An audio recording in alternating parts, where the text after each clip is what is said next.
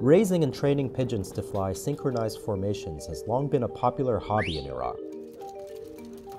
But these days, it's the practice of turning pigeons into prize racers that's really taking off. Here's how a pigeon race comes together in Iraq. The night before the race, pigeon owners go to a local club to register their birds. Each participant has anywhere between 50 to 100 pigeons for each race. There's a digital ring with all their information attached to the pigeon's leg. A machine specifically designed by Belgian engineers for pigeon racing scans the tag. The pigeons are kept overnight in cages on the back of pickup trucks to prevent tampering.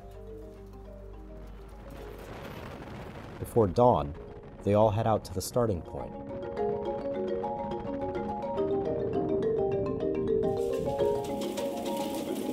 More than 14,000 pigeons are roused from their slumber. An air horn sounds, and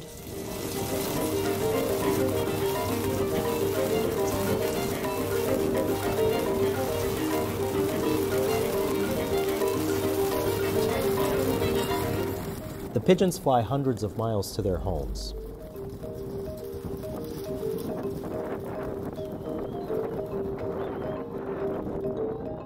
The route isn't exactly safe. In this village, teenagers and little boys will try to knock pigeons out of the sky on race day. They'll then call the owners and demand $20 or $30 for the pigeon's release.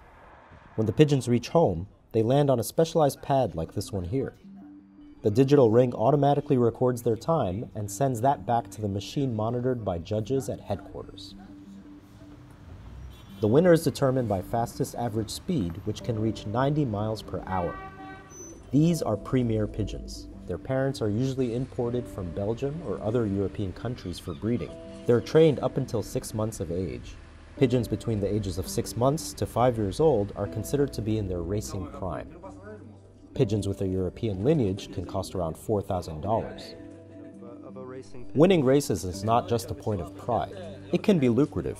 An owner with a reputation for breeding champions can demand top dollar for his brood. This is Kamil Khinyab.